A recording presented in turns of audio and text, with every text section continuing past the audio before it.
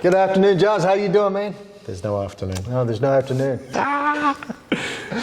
Hey, Stan, what are you doing Sunday? What are you doing Sunday? I'm going to be here. I think we're going to be here together. Who have you invited? Have you used the invite cards?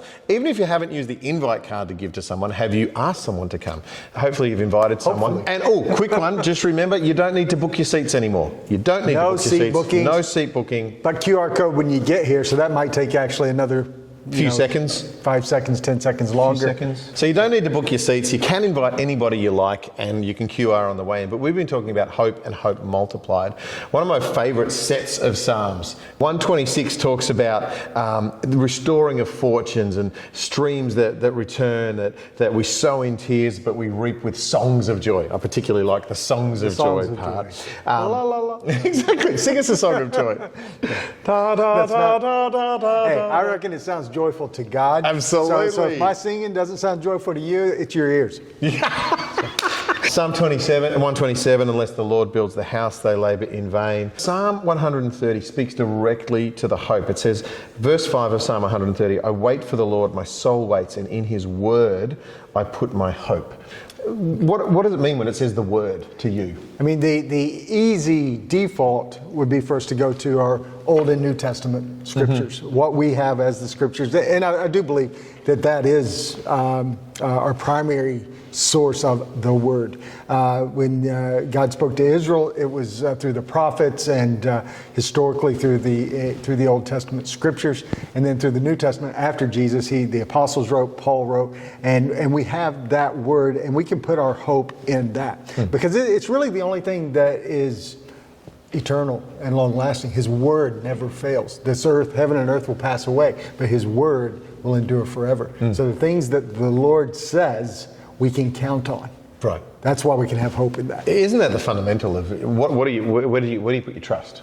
Wow, my mind is flooding now with things. Because when people talk, we have certain levels of hope that we have that we place in what's being said because of history, because we know that person, or that person has a reputation if they're not somebody we know personally, like our politicians and people like that. And we have a certain level of trust that we put in that based on their historical, the evidence of their words. Right. Yes, sure. But everybody, except for the Lord, they're going to let you down sometime. Even me. There's things that I might say to you, but I actually like to say, hey, anything I say is only good for about a month right now. For a month. Because the world's changing so fast. I might be lying a month from now about what I said today. Not intentionally, but really, we can trust the Lord's words. For forever. They're eternal, and they do so much in us when we actually lean into them and read them. It's not always fun. Sometimes it's convicting. Sometimes it's encouraging, but it massages the heart, and it changes us if we actually listen to it and then act on that. And it brings, obviously we're talking about this hope multiplied thing. This is where the hope is anchored. I think that's why our Sunday expression looks like it does. We have the teaching of the word, we have the singing of the word, we have the praying of the word. It's all around the word. So I say to people, I love to sing and I love lots of music. But there's lots of people that don't love lots of music, and I love all of it. But the preaching, I could sit under great preaching for a long time because my mind is active that way. But plenty of people don't get it that way. I think that expression of worship that anybody can feel comfortable in, and that's really the essence of our Sunday morning expression, our family services. Have a variety. Right. So that there's something for everyone. And I think about if I bring my friend who's not a church person, I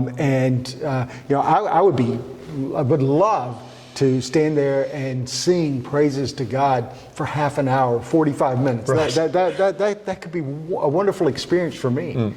But think about my mate who doesn't go to church. He might think that it's interesting, or that's interesting for 5 minutes.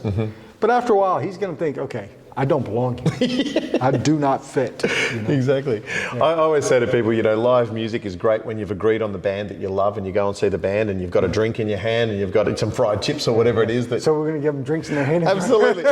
Everyone gets an ice cold can of Coke on the way in and then it gets spilled all over the seats. But I think, again, just going back to that expression that we have on a Sunday, that we have kids ministry at both services so that any family can come. We have a cry room, we have a cafe that's getting built, we have outdoor areas, we have all of these things just so the next person can walk in the door. We don't want to isolate people with over-the-top anything, but we want to show them honest everything. It's an experience. It's an experience. Right, and we want them to be able to be comfortable in that experience. Yeah. Again, and that doesn't mean everything's comfortable, because they're going to be challenged, even with the words of some of the songs and the words that we're delivering through messages.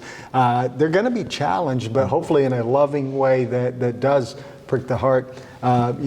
Thinking about the people being uncomfortable. You go to a footy game. If your team loses, right, and the opposing team's song gets to play, are you excited about that song playing? Not so much. Right. I don't even know your team song. I don't either. I'm not a very good Australian. We can see the Bombers fly up, but if they're playing Geelong and Geelong wins, and we start singing, or they start singing, "We are Geelong," I'm just looking for the exit. Right. If I just lost. Because it's a cultural, it doesn't work. Because I'm not comfortable. It's like, I'm not sure. I'm sad. We want people to walk out sad because they didn't engage. They don't know the God that we're singing to and things like that. Yeah. Anyway, it's a delicate thing. Because we want the followers of Jesus to be able to worship and have a great experience doing that. But we also want those that don't yet follow Jesus to experience that, see that, know there's something in that, but not to put them to the side and have nothing for them. I think the other thing I say to people is come ready. We have a prayer meeting at 9:15. You can pray in that ready. You can be ministry. You can be 9:15. 9:15? No. We're actually 15 minutes into the service at 9:15. Oh gosh, 8:15. He's back in 2019. That's 2019 comment. We have a prayer meeting that happens. There's a lot of things you can do to get your heart ready. So for the faithful, for the mature Christian, come ready and come ready for it not to be about you.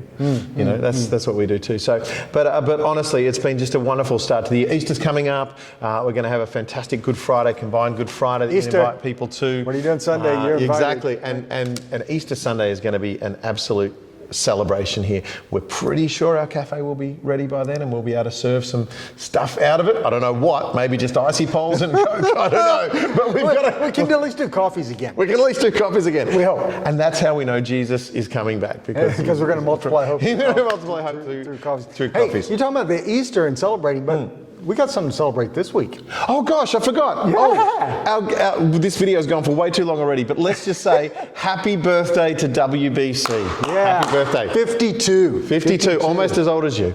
Almost. I was 2. Yeah. You were already... And you were not. Not even thought of yet. Right. But 52 years and going strong, and we've got a bit of cake and we've got a song, and I think we're going to give some stuff away as well. So we'll make a bit of fun of it. But 9 and 11 with prayer meeting before that. That's it. Come ready, come with a heart warmed up and ready to go. Anything else to say? Well, just at 52, sometimes people get some surgeries to make themselves look better as they get older.